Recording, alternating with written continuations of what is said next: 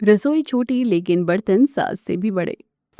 आज ज्योति store room में जाकर बड़े बड़े बर्तनों को निकालकर रसोई में ला रही थी और सविता उसे देखकर खुश हो रही थी। आखिर अपनी छोटी हाइट होने के बाद भी क्यों बनवा रही है सविता इतने बड़े बड़े बर्तनों में खाना? जानने के लिए देखते हैं इस कहानी को। अरे भाई, खाना जल्दी बनाकर ले आओ, इतनी देर क्यों लगा रखी है? पेट में चूहे कूद रहे हैं हमारे। हाँ हाँ, बस ला रही हूँ, थोड़ा सा समय और दे दो बस। कम हाइट वाली सविता अपनी छोटी सी रसोई में बड़े बड़े बर्तनों में खाना बना रही थी और अपनी बड़ी सी कढ़ाई में झांक को देखते हुए, ओफो, ये इतनी बड़ी कढ़ाई है कि मुझे सब्जी दिख ही नहीं रही है। बर्तन भी जैसे भगवान ने मेरी हाइट देखकर नहीं बल्कि मेरी मेहनत देखकर बनाए हैं। खाना बनाने के बाद सविता बड़ी बड़ी थालियों में खाना सजाकर बाहर डाइनिंग टेबल पर लाकर सभी को परोस देती है। सभी खाना खाना शुरू करते हैं। खाना खाते हुए कपिल, माँ, आप खाना बनाने में रोज देर कर देती हो। अरे बेटा, क्या बताऊं, बर्तनों का साइज ही इतना बड़ा है कि हर काम में थोड़ा वक्त ज्यादा लग जाता है। सविता, जरा अचार ले आना। हाँ हाँ, अभी लेकर आती हूँ अचार। सविता रसोई में जाकर अचार की बड़ी बरनी को नीचे उतारकर अचार के जार में चम्मच डालती है। बरनी बड़ी होने के कारण उसे हाथ अंदर तक डालना पड़ता है। अरे बाप रे, ये अचार तो चम्मच के बिल्कुल नीचे चला गया। सविता बरनी से अचार निकालकर अचार की कटोरी भरकर मेज पर रखती है और सभी लोग खाना खाने लगते हैं। तभी पड़ोसन सीधे डाइनिंग टेबल के पास आकर, अरे सविता बहन, घर में पीसी मिर्च बिल्कुल खत्म हो गई थी। अगर तुम्हारे पास थोड़ी एक्स्ट्रा हो तो दे देना। हाँ सुमैया बहन, देती हूँ, लेकिन बैठो पहले, थोड़ा खाना खा लो। नहीं बहन, तुम्हारे घर में सभी इतनी बड़ी बड़ी थालियों में खाना खाते हैं, मुझे अजीब लगता है, इसलिए रहने दो। वैसे सविता, जब इस घर में कोई नई बहू आएगी तो वो तुम्हें देखकर यही कहेगी कि ये रसोई छोटी लेकिन बर्तन सास से भी बड़े। सुमैया की बात सुनकर कपिल और विश्वास दोनों अपनी हंसी नहीं रोक पाते। लेकिन सविता चिढ़ते हुए रसोई में जाती है और लाल मिर्च लाकर सुमैया को दे देती है। सुमैया मिर्च लेकर चली जाती है। इसके बाद घर के सभी लोग खाना खाकर अपने अपने कमरे में चले जाते हैं और सविता सारे बर्तन समेटकर घर के पीछे बने आंगन में बैठकर बर्तन धोने लगती है। तभी वहां से गुजर रही दो पड़ोसने आपस में बातें करते हुए, अरे मीरा बहन, जरा सविता को तो देखो, इतने बड़े बड़े भगोन और थालियां साफ कर रही है। लगता है इनका परिवार काफी बड़ा है। अरे बड़ा परिवार काहे का, घर में सिर्फ 4 ही लोग तो रहते हैं। बस सरिता को बड़े बर्तनों में खाना बनाने का शौक है। दोनों बातें करते हुए चली जाती हैं और सविता बर्तन धोने के बाद उन्हें उठाकर अंदर ले आती है। ऐसे ही कुछ दिन बीत जाते हैं और एक दिन शाम को पंडित जी घर आते हैं और बैठकर सभी को एक लड़की की फोटो दिखाते हैं। बहन जी, भाई साहब, आपने मुझसे कपिल के लिए लड़की बताने के लिए कहा था, तो मैं इस लड़की का रिश्ता कपिल के लिए लाया हूँ। बहुत ही अच्छी और संस्कारी लड़की है, आप देख लीजिए। सभी लोग लड़की की फोटो देखते हैं। फोटो देखने के बाद नैना, माँ, ये लड़की सचमुच बहुत प्यारी लग रही है। भैया आप बताइए। हाँ माँ, लड़की मुझे भी बहुत पसंद है। ठीक है, तो कल ही हम लड़की को जाकर देख लेते हैं। अगले दिन सभी लोग ज्योति को देखने के लिए उसके घर जाते हैं।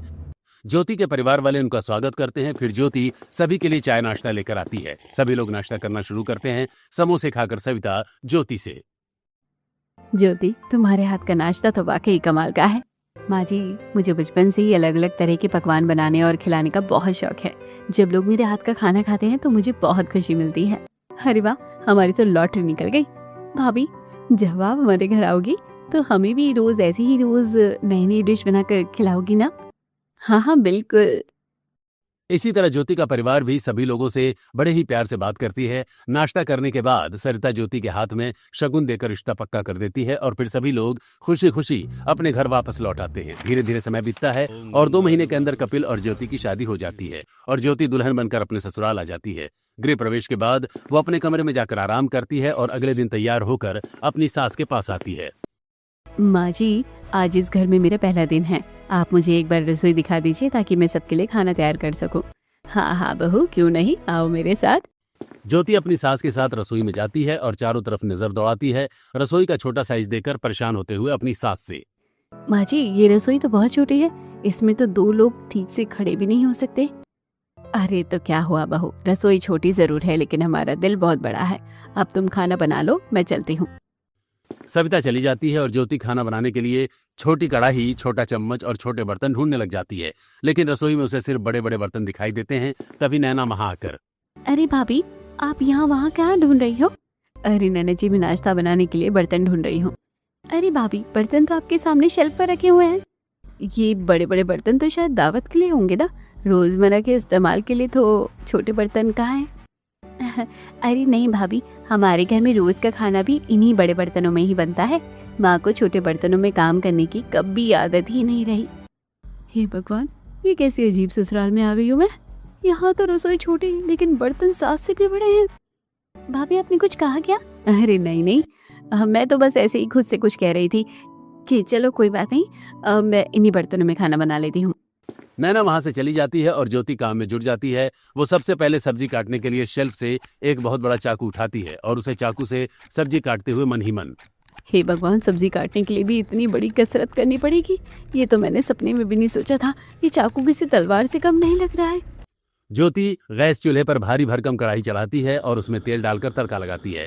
कढ़ाई इतनी गहरी और चौड़ी है कि ज्योति को उसमें छौंक डालने के लिए पीढ़ा रखकर सर झुकाना पड़ता है। ओफो, इतनी बड़ी कढ़ाई में जरा सी सब्जी कैसे बनेगी?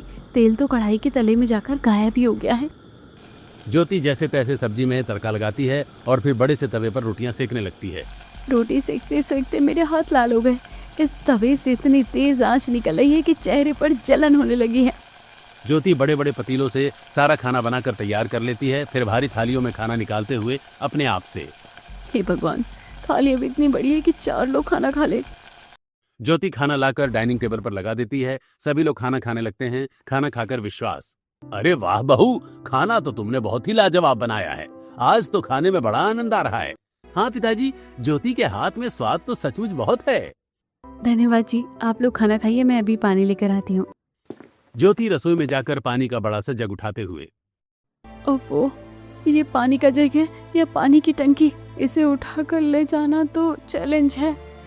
ज्योति पानी लाकर डाइनिंग टेबल पर रख देती है। सभी लोग खाना खाते हैं। ज्योति भी साथ में खाना खा लेती है और बर्तन समेटने लगती है। तब सविता ज्योति से, बहू, आज तुम्हारा ससुराल में पहला दिन था, इसलिए तुम थक गई होगी। तुम जाकर आराम कर लो और बर्तन मैं धो देती हूँ। जी माँ जी, बहुत बहुत शुक्रिया। मेरी तो पीठ में सचमुच बहुत तेज दर्द होने लगा है। सविता बर्तन समेटने लगती है और ज्योति अपने कमरे में जाकर बिस्तर पर बैठ जाती है। ऐसे ही 2-3 दिन बीत जाते हैं। अब ज्योति किचन में जाकर खाना बनाती है और सभी लोगों को खिलाती है। खाना खाकर सभी अपने अपने काम पर चले जाते हैं और सविता भी पड़ोस में बैठने चली जाती है। तब ज्योति सारे बर्तनों को इकट्ठा करके आंगन में ले जाती है और मलना शुरू कर देती है। तभी पीछे के दरवाजे से सुमैया वहां आकर, अरे बहू, तुम अपनी सास को समझाती क्यों नहीं? इतने बड़े बड़े बर्तन इस्तेमाल करने की क्या ही जरूरत है उन्हें? 5 लोगों के खाने में भी ये पूरी बारात का बर्तन फैला देती हैं। हाँ चाची, मैं भी यही सोच रही हूँ कि आज माँ जी से इस बारे में बात करूंगी और उन्हें समझाने की पूरी कोशिश करूंगी। बातें करने के बाद सुमैया चली जाती है और ज्योति किसी तरह सारे बर्तन धोकर रसोई में लाकर रखती है। थोड़ी देर बाद सविता घर वापस आती है और बालकनी में खड़ी हो जाती है। तब ज्योति भी बालकनी में आकर अपनी सास से, माँ जी, हमें इतने बड़े बड़े बर्तन रोज इस्तेमाल नहीं करने चाहिए। खाना बनाने में परेशानी होती है और धोने में तो जान ही निकल जाती है। मैं सोच रही थी कि रसोई के लिए छोटे बर्तन खरीद के ले आती हूँ। नहीं बहू, मुझे तो बड़े बर्तनों में ही खाना बनाने और परोसने की आदत है। छोटे बर्तन मुझे बिल्कुल पसंद नहीं हैं। ओफो, मेरी सास तो बहुत ही जिद्दी है। अजीब तरह की जिद है मेरी सास की। उनकी हाइट तो इतनी छोटी है, फिर भी रसोई छोटी, लेकिन बर्तन सास ही भी बड़े। ऐसा सोचते हुए ज्योति अपने कमरे में चली जाती है। ऐसे कुछ दिन बीत जाते हैं। एक दिन ज्योति रसोई में खड़े होकर अपने आप से बातें करते हुए, आज सोच रही हूँ कि सबके लिए सूजी का हलवा बना लेती हूँ, लेकिन सूजी का डिब्बा तो उस ऊपर वाले शेल्फ पर रखा हुआ है। ज्योति स्टूल पर चढ़कर सूजी का बड़ा सा डब्बा निकालकर किचन की शेल्फ पर रखती है। फिर डिब्बे के अंदर हाथ डालकर सूजी निकालने की कोशिश करते हुए, ओफो, ये डिब्बा बड़ा है कि मेरा हाथ अंदर सूजी तक पहुंच ही नहीं रहा। थोड़ा हाथ और बढ़ाती हूँ। हाँ बस थोड़ा और। हाँ बस पहुंच ही गई। जैसे ही ज्योति का हाथ सूजी तक पहुंचता है, पूरी सूजी ज्योति के सिर, चेहरे और कपड़ों पर गिर जाती है। उसी समय नैना और सविता रसोई के दरवाजे से आ जाती हैं और ज्योति को सिर से पांव तक सूजी में लिपटा देखकर नैना अपनी हंसी नहीं रोक पाती और ठहाके लगाने लगती है। अरे भाभी, ये क्या हाल बना रखा है आपने? आप हलवा बना रही थी या खुद हलवा बनने की तैयारी कर रही थी? नैना जी, हंसिए मत। इस बड़े और भारी डिब्बे की वजह से ये सारा हादसा हुआ है। बड़े बर्तनों के चक्कर में मेरी तो आफत ही आ गई है। अरे बहू, काम हमेशा ध्यान से करना पड़ता है, ऐसे लापरवाही नहीं चलती है। चलो अब जल्दी से ये सब साफ करो और खाना बनाने में लगो। जी माँ जी, मैं अभी साफ करती हूँ। सविता नैना वहां से चली जाती है और ज्योति अपने कमरे में जाकर कपड़े बदलती है और वापस रसोई में आकर रसोई की सफाई करती है और फिर से उन्हीं बड़े बर्तनों में दाल चावल सब्जी और रोटी तैयार करती है और डाइनिंग टेबल पर बड़ी बड़ी थालियों में लगा देती है। सभी लोग खाना खाने लगते हैं। खाना खाते हुए ज्योति को उदास देखकर विश्वास ज्योति से, क्या हुआ बहू, आज बहुत थकी हुई लग रही हो, क्या बात है? बस पिताजी बहुत हो गया। इतने बड़े बड़े बर्तनों में रोज रोज खाना बनाने में मुझे बहुत तकलीफ होती है। हम लोग बाजार से खाना बनाने के लिए छोटे बर्तन ले आते हैं और इन बर्तनों को कहीं संभाल कर रख देते हैं। खबरदार बहू, जो मेरे बर्तनों को हाथ भी लगाया तो इस घर की रसोई के बर्तन बड़े ही रहेंगे। रसोई कितनी भी छोटी हो जाए, मैंने कहा ना कि इंसान का दिल बड़ा होना चाहिए। अरे ज्योति, अगर माँ नहीं चाहती कि छोटे बर्तनों में खाना बने तो तुम बड़े बर्तनों में ही थोड़ा तालमेल बिठा लो, आखिर खाना ही तो बनाना है। ज्योति कपिल की बात सुनकर चुप हो जाती है। सभी लोग खाना खाकर अपने अपने काम से चले जाते हैं और ज्योति बर्तन समेटकर आंगन में धोने चली जाती है। ज्योति आंगन में बर्तन धो रही थी और अड़ोस पड़ोस के लोग गली से जाते हुए उसे देखकर बातें बना रहे थे। ऐसे ही कुछ दिन बीत जाते हैं। एक दिन ज्योति छत पर कपड़े सुखा रही थी, तभी सविता छत पर आकर ज्योति से, बहू, तुम्हारे दूर के रिश्ते की बुआ सास और उनके बहू बेटे शाम को हमारे घर आ रहे हैं, उनके लिए अच्छा सा खाना तैयार कर देना। जी माँ जी, मैं बना दूंगी। आप बताइए क्या क्या बनाना है। मैं जरा पास वाले मोहल्ले में भागवत कथा हो रही है ना, वहां जा रही हूँ, शाम तक वापस आ जाऊंगी। ऐसा कहकर सविता कथा में चली जाती है। सविता के जाने के बाद ज्योति भी छत से नीचे आती है और रसोई में रखे बड़े बर्तनों को देखकर अपने आप से, अगर मैंने इतने बड़े बड़े बर्तनों में मेहमानों को खाना परोसा तो वो हमारे बारे में क्या सोचेंगे। मेरी तो बड़ी बेइज्जती हो जाएगी। ऐसा करती हूँ कि पड़ोस में सुशीला बहन से कुछ छोटे बर्तन मांग लाती हूँ। ज्योति तुरंत सुशीला के घर पहुंचती है और सुशीला से, सुशीला बहन, आज घर पर दूर के मेहमान आ रहे हैं। मैं सोच रही थी कि उन्हें छोटे बर्तनों में खाना खिलाऊं। अगर तुम्हारे पास कुछ छोटी कटोरियाँ और थालियां हैं तो जरा दे दो। हाँ बहन, बिल्कुल। आओ मेरे साथ किचन में, आओ और अपनी पसंद के बर्तन ले लो। सुशीला ज्योति को अपने किचन में ले आती है। ज्योति सुशीला के किचन में चारों तरफ देखती है कि छोटे छोटे और सुंदर बर्तन सजे हुए थे। उनमें से अपने हाथों से कुछ बर्तन निकालकर ज्योति सुशीला से, सुशीला बहन, तुम्हारा बहुत बहुत धन्यवाद। अब मैं चलती हूँ, रात तक तुम्हें ये बर्तन वापस भी कर दूंगी। हाँ हाँ बहन, ले जाओ। वैसे एक बात बताओ, क्या तुमने अपनी सास को छोटे बर्तन इस्तेमाल करने के लिए समझाया नहीं? क्या बताऊं बहन, मैंने अपनी सास को बहुत समझाने की कोशिश की, लेकिन वो सच में बड़ी ही जिद्दी है, किसी की नहीं सुनती। तो तुम एक काम क्यों नहीं करती, पूरे बड़े बर्तनों को उठाकर स्टोर रूम में बंद कर दो और बाजार से छोटे बर्तन खरीद कर रसोई में सजा दो। शायद ऐसा करने से तुम्हारी सास खुश हो जाए और तुम्हें छोटे बर्तनों में खाना पकाने की परमिशन दे दे। अरे वाह, ये तो तुमने बहुत ही बढ़िया विचार दिया है। मैं आज ही ऐसा करती हूँ। ऐसा करो, तुम बर्तन रहने दो, मैं खुद ही बाजार जाकर नए बर्तन खरीद कर लेकर आती हूँ और पुराने बर्तन स्टोर रूम में रख देती हूँ। ज्योति सुशीला का धन्यवाद करके घर आती है और तुरंत अपने पति कपिल को फोन लगाती है। सुनिए जी, आप जल्दी घर आ जाइए, हमें तुरंत बाजार जाना है।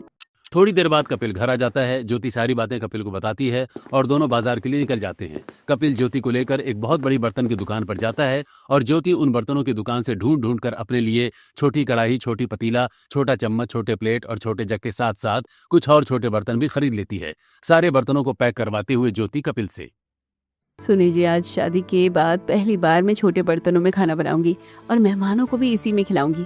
मुझे बहुत अच्छा लगेगा। कपिल भी ज्योति की बात सुनकर खुश हो जाता है। दोनों बर्तनों को पैक करवाकर अपने साथ घर ले आते हैं। उसके बाद ज्योति सारे बड़े बर्तन एक एक करके स्टोर रूम में ले जाकर रख देती है और स्टोर रूम को बंद कर देती है। फिर वो रसोई में आती है और अपने छोटे बर्तनों को पूरी रसोई में सजाकर रख देती है और फिर खाना बनाना शुरू करती है। तभी सविता कथा से वापस लौटकर रसोई में आती है और ज्योति से, बाहो, मेहमानों के आने का वक्त हो रहा है, क्या तुमने खाना तैयार कर लिया है? हाँ माँ जी, सब खाना बन गया है। देखिए, मैंने रसोई का पूरा नक्शा ही बदल दिया है। सविता जैसे ही रसोई में चारों तरफ देखती है, छोटे छोटे बर्तन और छोटी प्लेटें देखकर उसकी आंखें फटी की फटी रह जाती हैं। ये क्या अनर्थ कर दिया है बहू, मेरे सालों पुराने बर्तन कहाँ गायब कर दिए तुमने? माँ जी, वो बड़े बर्तन तो मैंने स्टोर रूम में रख दिए हैं। देखिए, ये नए बर्तन कितने सुंदर लग रहे हैं ना। हे भगवान, ये क्या सत्यानाश हो गया है। इस बहू ने मेरी रसोई का नामो निशान मिटा दिया, मेरे कलेजे के टुकड़ों जैसे बर्तनों को हटा दिया। सविता जोर जोर से रोने लगती है और तनाव के कारण उसका बीपी अचानक लो हो जाता है। उसे चक्कर आने लगते हैं और वो फर्श पर गिर पड़ती है। माँ जी, क्या हुआ आपको? सुनिए। ज्योति सभी को जोर जोर से बुलाती है। ज्योति की आवाज सुनकर सभी लोग रसोई में आते हैं। कपिल और विश्वास घबराकर सविता को उठाकर कमरे के बेड पर ले जाते हैं। माँ, आंखें खोलो माँ, क्या हुआ तुम्हें? ज्योति, जल्दी से पानी लेकर आओ। ज्योति दौड़कर पानी लाती है। विश्वास सविता के चेहरे पर पानी के छींटे मारता है। थोड़ी देर में सविता को होश आता है और वो सिसकने लगती है। देखो विश्वास, बहू ने मेरे घर से मेरे बर्तनों को ही निकाल कर फेंक दिया। आज इस घर में मेरी कोई इज्जत नहीं रह गई है। ज्योति, तुमने ये क्यों किया? तुम्हें किसने अधिकार दिया था कि तुम अपनी सास की मर्जी के बिना ये सब बदलो? ज्योति, मैंने तुम्हें मना किया था ना कि माँ को ये सब पसंद नहीं आएगा। तुमने फिर भी वही किया जो तुम्हारा मन किया। मुझे माफ कर दीजिए, मुझे नहीं मालूम था कि मेरे ऐसा करने से माँ जी की तबीयत इतनी खराब हो जाएगी। मैं अभी सारे बर्तन वापस ले आती हूँ। ज्योति तुरंत स्टोर रूम में जाती है और रोते हुए बड़े बर्तनों को वापस रसोई में लाकर सजा देती है और अपने छोटे बर्तनों को स्टोर रूम में रखकर ताला बंद कर देती है। फिर वो रसोई में जाकर खाना बनाती है। ओफो, फिर से वही बड़े बड़े बर्तन और वही रोज वाली प्रॉब्लम। इस घर में तो अपनी पसंद की सांस लेना भी गुनाह है। ज्योति फिर से बड़ी कढ़ाई में सब्जी छौंकती है। कढ़ाई बहुत गहरी होने के कारण जैसे ही वो उसमें झांकती है, गर्म भाप का तेज झोंका सीधे उसके चेहरे पर लगता है। ओफो, मेरा चेहरा चल गया है। कितनी तेज भापते हैं। ज्योति तुरंत नल चलाकर ठंडे पानी से अपना चेहरा धोती है और किसी तरह खाना पूरा करती है। तभी दूर की बुआ सास अपने परिवार के साथ घर आती हैं। ज्योति आगे बढ़कर उनके पांव छूती है। जीते रहो बहू, सदा सुहागिन रहो। थोड़ी देर हुआ, सबसे बातें करने के बाद सब लोग डाइनिंग टेबल पर बैठते हैं और ज्योति बड़ी बड़ी परातों और थालियों में खाना लाती है तो बुआ सास बर्तनों को देखकर सविता की तरफ घूरते हुए, अरे सविता, तू कभी सुधरने वाली नहीं है क्या? तुझे कितनी बार समझाया है कि इन बड़े बड़े बर्तनों को हटा दे, लेकिन तू किसी की सुनती ही नहीं है। बुआ जी, बस मुझे यही बर्तन पसंद है। बहू, तेरी सास तो सचमुच बहुत जिद्दी है और अड़ियल भी है। रसोई छोटी लेकिन बर्तन सास से भी बड़े। ऐसी सास तो दुनिया में कहीं नहीं मिलेगी। बुआ सास की बात सुनकर ज्योति सिर्फ सिर झुकाकर रह जाती है। सभी लोग खाना खाते हैं। खाना खाने के बाद बुआ सास और उनका परिवार विदा लेता है। ज्योति भी किचन का सारा काम खत्म करके अपने कमरे में आकर खिड़की के पास बैठ जाती है और खिड़की से बाहर देखने लगती है। उसे इस तरह उदास बैठा देखकर कपिल ज्योति से, क्या बात है ज्योति, तुम उदास क्यों हो? आपको अलग से बताने की जरूरत है कि मैं क्यों उदास हूँ? क्या आपको मेरी परेशानी नजर नहीं आती? देखो ज्योति, बात को समझने की कोशिश करो। आखिर माँ की कुछ भावनाएं जुड़ी हैं उन बर्तनों से।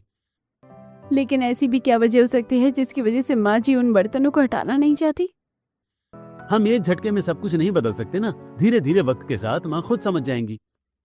कपिल के समझाने पर ज्योति समझ जाती है और दोनों बातें करने के बाद सो जाते हैं। ऐसे ही कुछ दिन और बीत जाते हैं। एक दिन हॉल में बैठे विश्वास सभी लोगों से, मेरे पुराने मित्र भावेश ने नया घर बनवाया है। आज शाम को उनके नए मकान का गृह प्रवेश है और उन्होंने पूरे परिवार को न्योता दिया है, इसलिए हम सबको चलना है। ये सुनकर सभी लोग खुश हो जाते हैं और शाम ढलते ही पूरा परिवार सज धज कर भावेश के नए मकान पर पहुंचता है। भावेश सबसे पहले कैंची से लाल रिबन काटते हैं और वहां मौजूद सभी मेहमान जोर जोर से तालियां बजाने लगते हैं। इसके बाद भावेश सबको अपना नया घर दिखाने ले जाते हैं। चलिए, आप सबको अपना नया आशियाना दिखाता हूँ। ये हमारा ड्राइंग रूम है और आगे चलकर ये हमारी नई रसोई है।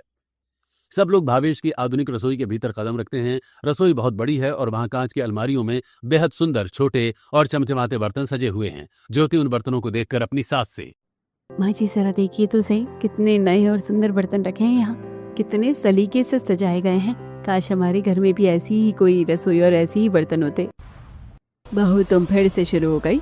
तुम्हें जब देखो तब बर्तनों का ही राग लापना होता है। हर जगह अपनी फरमाइशें लेकर मत बैठ जाया करो। सविता चिढ़कर रसोई से बाहर निकल जाती है। ज्योति ये देखकर मन ही मन, आफो, मेरी सास तो इतनी जिद्दी है कि अच्छी चीज की तारीफ सुनना भी पसंद नहीं करती। शायद मेरी किस्मत ही ऐसी है कि रसोई छोटी लेकिन सास बर्तन से भी बड़े। ऐसा सोचते हुए ज्योति भी सभी के साथ बाहर हॉल में आकर बैठ जाती है। सभी लोग चाय और नाश्ता करते हैं। उसके बाद घर की बहुएं खाना बनाने के लिए किचन की तरफ जाती हैं। ये देखकर सविता ज्योति से, चलो बहू, हम भी थोड़ा हाथ बटा आते हैं उन लोगों का। इतने बड़े प्रोग्राम में उनकी मदद थोड़ी हो जाएगी। ज्योति और सविता जब रसोई में पहुंचती हैं तो देखती है कि भावेश की तीनों बहुएं और सास मिलकर बड़े ही प्रेम से हंसते बोलते खाना पका रही हैं। ये देखकर सविता की आंखें अचानक भर आती हैं। क्या हुआ माँ जी, आपकी आंखों से आंसू क्यों आ गए? क्या कोई तकलीफ है? देखो ना बहू, कितना बड़ा और भरा पूरा परिवार है। सब मिलकर एक साथ खाना बना रहे हैं। आपस में कितना प्रेम है, ये देखकर मेरा दिल भर आया है। हाँ माँ जी, सब मिलकर काम करें तो काम आसान हो जाता है। थोड़ी देर बाद सभी का खाना लगता है। सभी लोग खाना खाते हैं और अपने घर लौट आते हैं। ऐसे ही कुछ दिन और बीत जाते हैं। एक दिन शाम ज्योति किचन में बड़े बड़े बर्तनों में खाना बना रही थी। तभी कपिल एक डिनर सेट लेकर किचन में आता है और उसे ज्योति को देते हुए, ज्योति, जरा देखो तो सही, आज ऑफिस में कंपनी की तरफ से मुझे ये शानदार डिनर सेट तोहफे में मिला है। अरे वाह, ये तो बहुत ही खूबसूरत है। इसकी प्लेटें और कटोरियाँ कितनी प्यारी लग रही हैं। तभी ज्योति के फोन की घंटी बजती है। वो फोन उठाती है तो उसकी पुरानी सहेली का फोन होता है। ज्योति, हम सब सहेलियाँ आज शाम को तेरे घर तुझसे मिलने आ रही हैं। अरे ये तो बहुत अच्छी खबर है, तुम सब ज़रूर आओ और आज रात का खाना मेरे साथ ही खाओ। फोन रखने के बाद ज्योति खुशी खुशी कपिल की तरफ देखती है। सही समय पर आप ये डिनर सेट लेकर आए हैं। मेरी सहेलियाँ आ रही है। आज मैं इन पुराने और बड़े बर्तनों को हटाकर इसी नए डिनर सेट में उन्हें खाना परोसूंगी। रसोई के बाहर खड़ी सविता ये बात सुन लेती है और तुरंत अंदर आकर, नहीं नहीं बहू, इस डिनर सेट में खाना सर्व नहीं होगा। हमारे घर में खाना हमेशा बड़े बर्तनों में ही बनता है और उन्हीं में परोसा जाता है। अपनी सहेलियों को उन्हीं बड़े बर्तनों में खाना खिलाना। माँ जी, आप ये कैसी बातें कर रही हैं? मेरी सहेलियाँ पहली बार इस घर में आ रही हैं। छोटे और सुंदर बर्तन में परोसना अच्छा लगता है। नहीं बहू, मैंने एक बार कह दिया ना तो बस कह दिया, बर्तन नहीं बदलेंगे। माँ जी, इसका सीधा सा मतलब यही है कि आपकी नज़रों में मेरी कोई इज्जत नहीं है, मेरी कोई वैल्यू नहीं है। इस घर में बस वही होगा जो आप चाहोगी। बहू, ऐसी कोई बात नहीं है, लेकिन मेरे घर के नियम नहीं बदलेंगे। माँ जी, बर्तन तो आप बदल कर ही रहेंगे। मैंने ठान लिया है कि हर बात में सिर्फ आपकी मर्जी नहीं चलेगी। मैं भी इस घर की बहू हूँ, मेरी भी अपनी कुछ इच्छाएं हैं। ज्योति, क्या तुम्हारा दिमाग खराब हो गया है? तुम माँ से इस लहजे में क्यों बहस कर रही हो? जब माँ कह रही है तो चुपचाप वैसा ही कर दो। अच्छा, तो इसका मतलब यह है कि आप भी यही सोचते हैं कि इस घर में मेरी कोई वैल्यू नहीं है? जब इस घर में मेरी भावना की कोई कदर नहीं है तो मेरा यहाँ रहने का क्या मतलब? मैं अभी इसी वक्त ये घर छोड़कर जा रही हूँ। ज्योति रोते हुए अपने कमरे में जाती है और तेजी से अलमारी खोलकर अपना सामान बैग में भरने लगती है। तभी विश्वास कमरे में आकर, बहू, ये क्या कर रही हो? ऐसा कदम मत उठाओ, शांत हो जाओ बेटी। नहीं पिताजी, जब इस घर में मेरी कोई इज्जत ही नहीं है, मेरी बात का कोई मोल नहीं है, तो मैं क्यों यहाँ रुकूं? मुझसे ये सब और बर्दाश्त नहीं होता। बहू, तुम जानना चाहती हो ना कि तुम्हारी सास बर्तनों के लिए इतनी जिद क्यों पकड़े बैठी है? तो सुनो आज इसकी असली वजह। विश्वास की आंखें भर जाती हैं और वो पुरानी यादों में खो जाता है। सालों पहले ये रसोई भले ही छोटी थी, लेकिन इसमें खुशियों का अंबार था। घर की चारों देवरानी जेठानी मिलकर बड़े ही प्यार से इसी रसोई में खाना बनाया करती थी। परिवार बड़ा होने के कारण रोज बड़े बड़े बर्तनों में पकवान तैयार होते थे। कुछ खाना रसोई के भीतर बनता था तो कुछ आंगन में चूल्हा जलाकर। दीदी, आपकी हाइट हम सब में से सबसे छोटी है, लेकिन इत्तेफाक देखिए कि आप इस घर की सबसे बड़ी जेठानी हैं। हाँ भाई, दीदी की सिर्फ हाइट छोटी है, लेकिन उनका दिल और सोच हम सबसे बहुत बड़ा है। वो काम भी सबसे बड़ा करती है। और क्या, जब से मैं ब्याह कर इस घर में आई हूँ यही देख रही हूँ कि दीदी सारा भारी काम खुद अपने सिर में लेती है। उन्होंने कभी मुझे छोटा या पराया महसूस नहीं होने दिया, हमेशा सगी बहन की तरह संभाला है। अरे तुम तीनों मेरी देवरानियाँ नहीं, मेरी सगी बहनें हो। मैं तुम तीनों से बहुत प्यार करती हूँ और जब तक जिंदा हूँ इस परिवार को संभाल कर रखूँगी। हाँ दीदी, हम भी आपसे बहुत प्यार करती हैं। आपके बिना ये घर अधूरा है। तभी रसोई के बाहर खड़े चारों भाई अपनी अपनी पत्नियों के बीच ऐसा अटूट प्रेम देखकर खुश होते हुए बातें करते हैं। देख रहे हो भैया, दुनिया में तो देवरानी जेठानी के झगड़े मशहूर हैं, लेकिन हमारी चारों पत्नियों के बीच कितना प्रेम है। हाँ विराज, हम सब बहुत भाग्यशाली हैं। मैं तो ईश्वर से यही प्रार्थना करता हूँ कि हमारे परिवार का ये प्यार हमेशा ऐसे ही बना रहे। हाँ भैया, बस कभी कोई ऐसी घड़ी ना आए कि हालात हमें एक दूसरे से अलग कर दें। मुझे तो भाभी पर पूरा भरोसा है कि वो किसी को भी अलग नहीं होने देंगी। समय का पहिया तेजी से घूमता गया। चारों भाइयों के बच्चे बड़े होने लगे और परिवार की जरूरतें बढ़ने लगी। एक दिन शाम को चारों भाई बैठकर आपस में बातें करते हुए, भैया अब रसोई को थोड़ा बड़ा करना ही पड़ेगा। बच्चे बड़े हो रहे हैं, रसोई छोटी पड़ती है और बर्तन संभालने में दिक्कत होती है। तुम्हें क्या लगता है कि मैंने कभी रसोई बड़ा करने के बारे में नहीं सोचा? मैंने बहुत बार कोशिश की, लेकिन हमारा ये मकान दादा परदादा के जमाने का है। घर का मेन पिलर ही रसोई के बीच में है। अगर रसोई तोड़ी तो पूरा मकान ढह जाएगा। वैसे भैया, मुझे शहर से बाहर एक बहुत बड़ी नौकरी का बुलावा आया है, मुझे तो वहाँ शिफ्ट होना ही पड़ेगा। हाँ भैया, मैं भी सोच रहा हूँ कि अपने कारोबार को दूसरे बड़े शहर में ले जाऊं, वहाँ ज्यादा रास्ते खुलेंगे। मेरी भी बात बाहर के शहर में सेटल होने की चल रही है। चारों देवरानियां ये सारी बातें सुनकर आपस में बातें करते हुए, दीदी शायद किस्मत को यही मंजूर था, अब हम सबको अलग होना पड़ेगा। नहीं नहीं, ऐसा मत कहो। तुम लोगों के बिना मैं इस घर में कैसे रहूंगी। मुझे तो रोज सुबह शाम तुम सबके साथ मिलकर बड़े बर्तनों में खाना पकाने की आदत हो गई है। वक्त बीतता गया और एक एक करके तीनों छोटे भाई अपने परिवारों के साथ दूर शहरों में जाकर बस गए। घर में सिर्फ विश्वास और सविता रह गए। बहू, अपनी देवरानियों की याद में ही सविता ने आज तक उन बड़े बर्तनों को संजो कर रखा है। उसे लगता है कि जब भी वह वापस आएंगी तो उन्हीं बड़े बर्तनों में फिर से सबके लिए खाना बनेगा। शुरू में तो वे कभी कभार आ जाती थी, लेकिन धीरे धीरे अब अपनी अपनी दुनिया में इतने व्यस्त हो गए कि अब फोन तक उठाने का वक्त नहीं मिलता। अच्छा, ये बात थी। मुझे माफ कर दीजिए पिताजी। मुझे माँ जी की भावना के बारे में कुछ भी मालूम नहीं था। ज्योति तुरंत अपने आंसू पोंछती है और कमरे से बाहर हॉल में बैठी सविता के पास बैठ जाती है। माँ जी, मुझे माफ कर दीजिए। मैं आपकी भावना को समझ नहीं पाई। पिताजी ने मुझे सब कुछ सच बता दिया है। आप चिंता मत कीजिए। माँ जी, आपकी ये बहू सब ठीक कर देगी। ऐसे ही कुछ दिन और बीत जाते हैं। कपिल और ज्योति साथ में आइसक्रीम खाने एक आइसक्रीम पार्लर पहुंचते हैं। दोनों आइसक्रीम खाते हुए आपस में बातें करते हुए। ज्योति, अगले हफ्ते माँ का जन्मदिन आ रहा है। सोच रहा हूँ इस बार माँ का जन्मदिन कुछ खास तरीके से मनाएं। तुम्हारा क्या ख्याल है? हाँ हाँ, मुझे पता है जी कि मुझे क्या करना है। आप बस घर की सजावट के लिए डेकोरेटर को बोल दीजिए, बाकी सब मुझ पर छोड़ दीजिए। और खाने का क्या? क्या बाहर से कैटरिंग वाले को खाना ऑर्डर कर दें? नहीं, खाना बाहर से बिल्कुल नहीं आएगा। खाना घर पर ही बनेगा। बस आप मुझे सभी चाचियों के फोन नंबर दे दीजिए। ज्योति अपने पति से परिवार के सभी सदस्यों के फोन नंबर लेती है। वो घर आकर रात में अपने कमरे में बैठकर एक एक करके सभी चाचियों और भाइयों को फोन लगाती है। हेलो चाची जी, मैं ज्योति बोल रही हूँ, आपकी बड़ी बहू। अगले हफ्ते माँ जी का जन्मदिन है और आपको किसी भी हाल में यहाँ आना ही होगा। माँ जी आप सबको बहुत याद करती है। हम सब मिलकर उन्हें बहुत बड़ा सरप्राइज देंगे। ज्योति सभी रिश्तेदारों को जन्मदिन की दावत में आने के लिए राजी कर लेती है। ऐसे ही जन्मदिन वाला दिन आ जाता है। ज्योति सुबह से उठकर नैना के साथ अपनी सास की जन्मदिन की तैयारी में लग जाती है। वो पूरे घर को बलून, लाइट्स और अलग अलग तरह की चीजों से सजाती है और एक बड़ा सा केक लाकर टेबल पर रख देती है।